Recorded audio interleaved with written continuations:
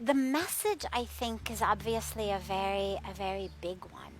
The core message really has to do with the outer world and the inner world. And especially as you say, though, how do we always stay positive? Well, in a way, that's actually part of the problem, because we've created this artificial concept of what's considered acceptable and what's not. We have an artificial sense of these emotions, these thoughts, these feelings are okay, and these are not.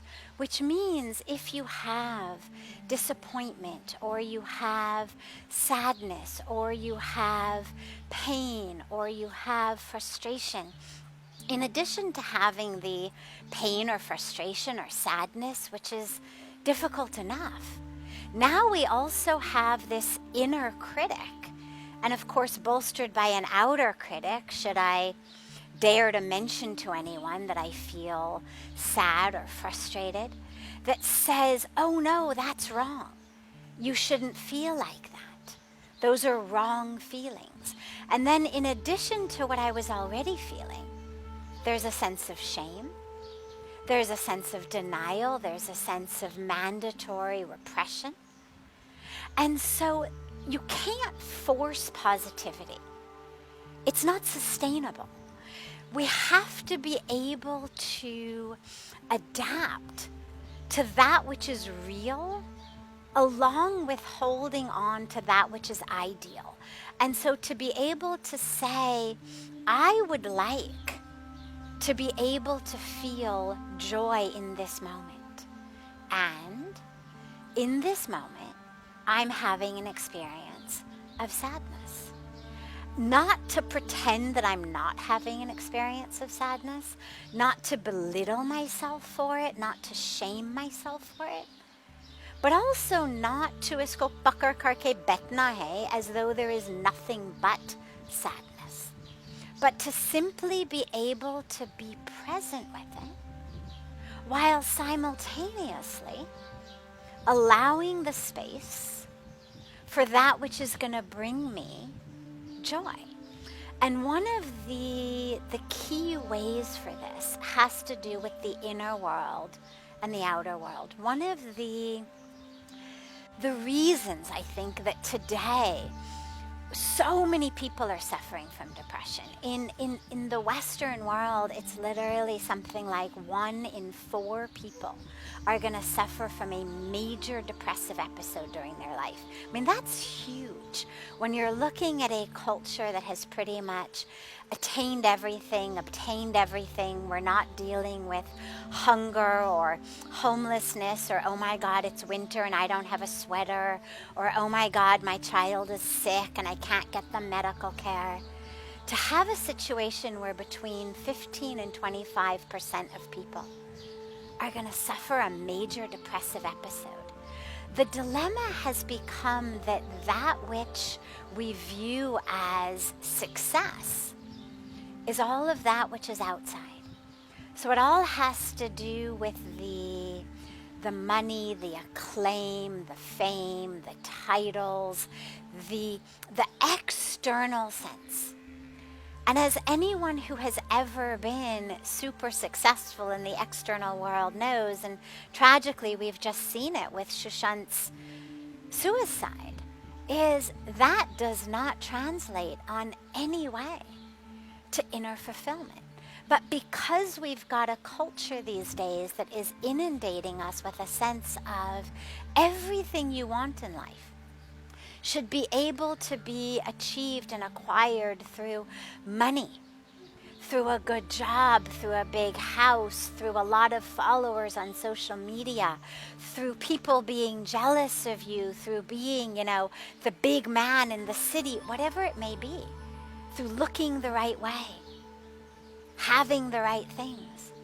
That then when we feel that very natural, very normal sense of yearning in life, of looking for something deeper, something more, there's nowhere to turn. And then we also, in addition to that normal feeling, now we've got shame. because, oh my God, I shouldn't feel like this. This is bad. I should be positive.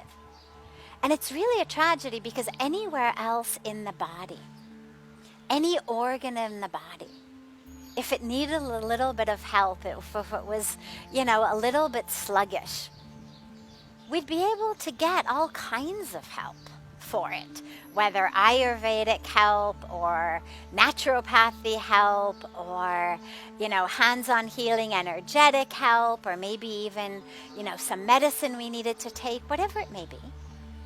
All kinds of help we could reach out and get. My pancreas is a bit sluggish, or my liver's a bit sluggish, all kinds of stuff. No shame, no problem. Nobody's going to say, oh, just, change your mind and your liver will obey. They're going to say, oh, drink this, take this, do this breathing exercise. Here's a wonderful yoga posture. Go for this retreat. Do this, do that. But when it's the mind or the brain, there's all this shame and there's all this sense that somehow we should have all of the tools already in our toolkit to know what to do with it. And so positivity is beautiful. It's essential, but only when it's real. We have to be sure that we are not using positivity as a superficial band-aid over a festering wound. Positivity works when we can actually create it from the inside, when we're able to connect with the source within ourselves. That's what our spiritual practice gives us. It's what meditation gives us, yoga gives us. It's what powers of using the mind gives us, mantra gives us, changing our beliefs, changing our thoughts.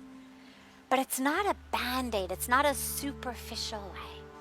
And so this is where we have to really work from the inside. This is where, for all of my young brothers and sisters, yes, do everything outside, have the career, have the success, have all of that. But make sure that you're also feeding your inner world. Make sure that you're also training your mind. It's amazing because as I'm sitting here talking to you, if suddenly as I was speaking to you, my arms started going like this, and I said, oh, don't worry about that. It's just my, crazy arm. It does that sometimes. You'd think, that's really weird. That's a problem. Or if I started, bouncing up and down kind of uncontrollably, and I said, oh, don't worry about that. Those are just my legs. Wo apne aap aise kar lete kabhi kabhi. You'd think, that's a problem. We all understand intuitively that our arms and our legs should be something that we have the ability to work with, the ability to control. But our minds, the greatest tool we have, really that steering wheel that takes us to the destination of our life. I mean, you'd never get in a car, no matter how beautiful, if it didn't have a steering wheel, or if the steering wheel didn't work. And that mind being the steering wheel of our lives. So many of us are content to just say, yeah, I have no ability to control it. Jahan jana chahte, aise chale jate. This is where, as we go to the gym for our muscles, as we take in the proper food for our physical bodies, as we learn all of the skills, whether it's music or dance or academics, whatever we're learning, science, medicine, law, accounting, whatever it may be, in the same way, we have to learn how to use our thoughts, because they're vehicles and they take us to our destination. And so frequently we jump in these vehicles that we either have no idea where they're going, or we know they're taking us to misery because we've jumped on them before. But we don't have the ability or the skills or the discipline to not jump on them. And that's where the spiritual practice is so important. working with the mind, working with our beliefs. These are the toolkits that will stay with you forever.